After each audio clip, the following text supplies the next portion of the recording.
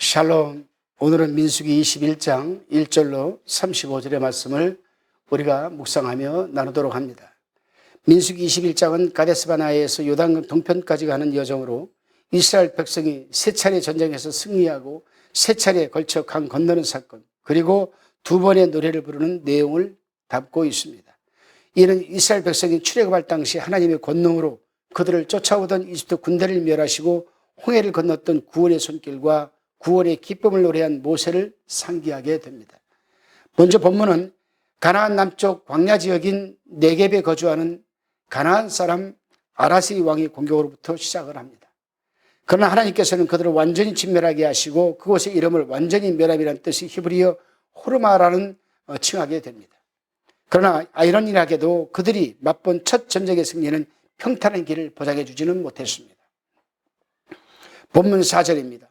백성이 호르산에서 진행하여 홍해길로 쫓아 에돔 땅을 둘러 행하려 하였다가 그 길로 인하여 백성의 마음이 상하니라. 모세는 정면 돌파하여 가장 가까운 길로 향하지 않고 요단 남동편에 위치한 에돔과 모압 땅을 우회하게 됩니다. 이는 에돔 왕의 출애굽 2세대가 지나가는 것을 허락하지 않았기 때문입니다. 좀 더 큰 그림에서 본다면 이는 출애굽 2세대들이 경험해야 할 전지전능하신 하나님, 부모 세대의 하나님이 아닌 그들이 하나님을 만나게 하시기 위한 하나님의 섭리로 우리는 생각을 하게 됩니다. 그러나 큰 그림 속에서 하나님의 인도하심을 이해하지 못하고 있는 출애굽 2세대들은 1세대들과 동일한 반응을 하게 됩니다. 바로 그것이 무엇이겠습니까? 불평이었습니다. 본문 5절입니다. 백성이 하나님과 모세를 향하여 원망하되 어찌하여 우리를 애굽에서 인도하여 올려서 이 광야에서 죽게 하는고? 이곳에는 식물도 없고 물도 없도다. 우리 마음이 이 박한 식물을 싫어하노라 하며 1세대 부모들이 습관적인 죄였던 불평이 고스란히 2세대들에게도 나타나고 있습니다. 여기에서 우리가 깨닫게 되는 부분, 또 생각해 볼 부분이 있습니다. 참으로 신앙적 1세대들은 굉장히 중요하다. 누구에게 중요한 것인가? 2세대들에게 중요하다. 또 이 시대의 주의 종들은 굉장히 막중한 사명을 갖고 있다. 다음 세대를 짊어질 영적인 지도자들에게 상당히 막중한 모습을 지니고 있다고 생각을 할 수가 있습니다. 우리가 생각해 볼 것은 여기까지 인도하시고 살게 해주신 하나님의 은혜인 만나를 하찮은 음식으로 여기고 싫어한다고 불평하기 시작한 광야에서 태어난 2세대들의 모습입니다. 그러자 하나님께서는 불뱀들을 보내시어 그 백성들을 물어 죽게 하셨습니다. 이 끔찍한 상황을 보면 모세는 하나님께 매달려 또다시 기도하게 됩니다. 7절 하반절입니다. 이 뱀들을 우리에게서 떠나가게 하소서. 여기에서 우리는 모세가 7절 하반절에서 이 뱀들을 우리에게서 떠나게 하소서. 여기 우리에게서, 우리는 이 모세의 이러한 모습을 보면서 우리가 도전적으로 받아들여야 할 부분이 있습니다. 모세는 이미 하나님으로부터 너는 가나안 땅을 들어가지 못한다라고 경고를 받았습니다. 그럼에도 불구하고 모세는 자기가 맡은 사명에 지금 최선을 다하고 있습니다. 최선을 다하고. 바로 이 시대의 종들이 본받아야 할 사명이기도 합니다. 그러자 하나님께서는 모세로 하여금 놋뱀을 만들어 장대 위에 달아두게 하시고 하나님의 말씀에 순종하고 놋뱀을 쳐다보는 자는 구원해 주셨습니다. 이는 출애굽 2세대들로 하여금 누구에게 시선을 두고 살아가야 하는지를 깨닫게 해주시기 위함이었습니다. 우리는 성경을 연구하면서도 놓치는 부분들이 참 많은 것 같아요. 왜 하나님께서는 불뱀에게 물린 출애굽 2세대들에게 그들을 고치기 위해서는 장대에다 놋뱀을 달아서 높여 올려놓고 그걸 바라보게 하라. 왜 그랬을까? 왜 바라보게 하라고 했을까라는 부분을 놓치는 수가 많아요. 오늘 본문에 보게 되면은 출애굽 2세대들은 하나님의 이적과 표적을 그리 많이 경험해 보지 못했습니다. 그래서 불평이 나올 수도 있습니다. 그 2세대들이 앞으로 저 가나안 땅으로 들어가기 위해서는 어떻게 해야 되는가를 보여주는 사건이 바로 이 사건입니다. 놋뱀을 달아서 장대에 놓고 그걸 바라보라.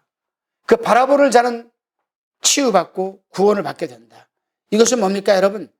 출애굽한 2세대들은 어디를 바라보고 살아가야 하는 것인가? 어디를 바라보고 쫓아가야 할 것인가를 가늠해주는 기준이었습니다. 누구에게 시선을 두며 살아가야 되는가?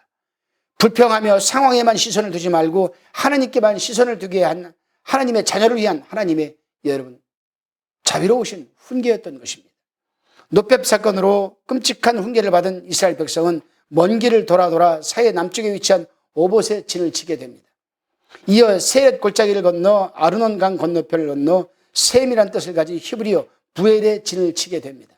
그리고 17절 18절 상반절에 보면 두 번째 이스라엘 노래가 소개됩니다. 셈을 통해 먹을 물을 허락하신 하나님을 찬양하는 내용을 담고 있습니다. 마침내 요단 동편에 도착한 출애굽 2세대들은 이제 피할 수 없는 전쟁의 위협을 경험하게 됩니다. 23절입니다. 시온이 자기 지경으로 이스라엘의 통과함을 용납하지 아니하고 그 백성을 다 모아 이스라엘을 치러 광야로 나와서 야하스에 이르러 이스라엘을 치므로 아모리 왕 시온이 이스라엘의 자기 영토로 지나가는 것을 허락하지 않고 도리어 치려고 온 것입니다. 그러나 출애굽 2세대들은 칼날로 그들을 무찌릅니다. 그리고 요단 동북쪽에 위치한 압복강까지 점령하게 됩니다. 그리고 두 번째 노래가 바로 소개되는데 27절에서 30절의 말씀입니다. 모압이 이스라엘 백성들로 인해 멸망하게 되었다는 내용입니다. 전쟁에서 승리한 이스라엘 백성은 아모리 왕 시온이 살던 성 헤스본에서 거주하게 됩니다. 이 놀라운 전쟁의 승전보는 요단 동북부단에 위치한 바산왕까지 전해지게 되고 출애굽 2세대를 경계한 바산왕은 군대를 몰고 이스라엘 백성들에게 내려와 피할 수 없는 두 번째 전쟁을 지금 치르게 되었습니다. 그러나 온 땅 위에 주 되시는 하나님은 만왕의 왕이 되시는 하나님께서는 출애굽 2세대의 손을 들어주시고 바산 땅까지도 점령하게 하셨습니다. 이스라엘 백성은 이제 명실상부 온 땅 위에 주 되시는 하나님의 백성으로 요단 동편을 초토화시켰던 것입니다. 결국 출애굽 2세대들은 요단 동편에 있던 아모리 족속과 바산왕 옥까지 모두 치고 점령함으로 하나님만이 온 땅에 주 되시는 전지전능하신 하나님 되심을 드러내게 되었습니다. 오늘 본문을 통해 우리는 생각해 볼 것이 있습니다. 하나님께서 출애굽 2세대로 하여금 우회하신 목적은 귀로만 듣던 하나님을 눈으로 보게 하시기 위함이었다는 사실입니다. 다시 말하면 직진해서 바로 가면은 빠르고 좋은데 그렇게 하게 되게 되면은 살아계신 하나님을 경험하지 못하게 되는 거죠. 그러나 우회를 해서 돌아서 가게 한다면은 전쟁을 치르게 되어 있는데 그 남의 땅으로 지나가니까 전쟁을 치르면서 하나님이 개입하셔서 이기게 하시고 승리하게 하시니 출애굽 2세대들에게는 살아계신 하나님을 체험하게 되는 겁니다. 바로 이 부분이 얼마나 자비로우신 하나님인지 모르십니다. 그 때문에 우리도 때로는 영적인 싸움을 강하게 해야 할 부분이 있습니다. 또 때가 있습니다. 그럴 때 하나님이 우리와 함께 하시니 두려워하지 말고 담대하게 강하게 싸워야 합니다. 거짓과 싸워야 합니다. 모함과 싸워야 합니다. 당을 짓는 무리들과 싸워야 합니다. 하나님이 함께 하시기 때문에. 그래요, 여러분. 왜냐하면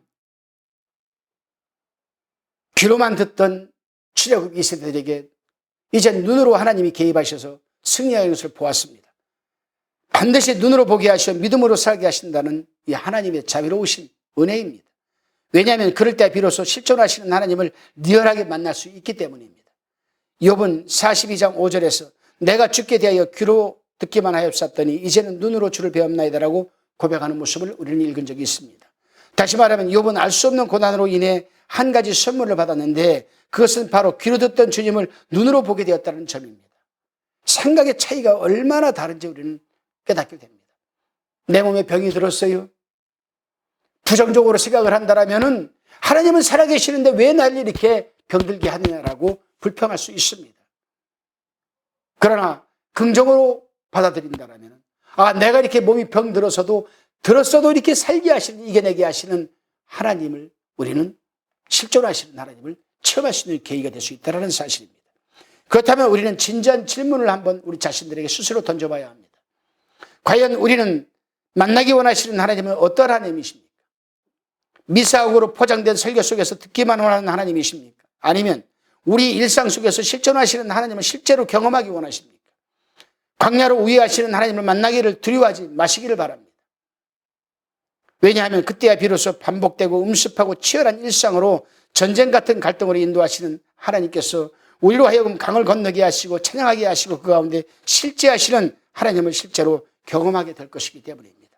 비록 그 길을 불안하고 초조하게 걸어가야 한다 할지라도 여전히 실제하시는 하나님께서 실제로 만나주시고 하나님의 자녀로 세우심을 잊지 마시기를 바랍니다. 그래야 음습한 어둠도 지배할 수 없고 막을 수도 없는 빛의 자녀로 세워지는 저와 여러분 모두가 되시기를 주님의 이름으로 기도드립니다. 기도하시겠습니다.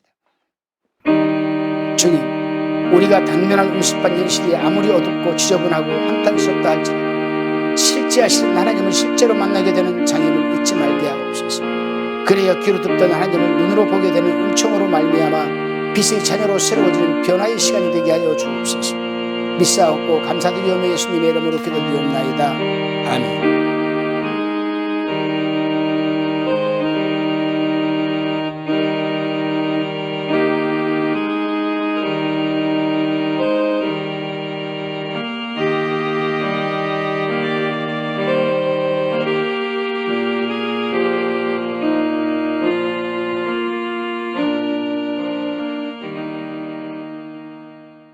화평방송 구독, 좋아요 부탁드립니다. 감사합니다.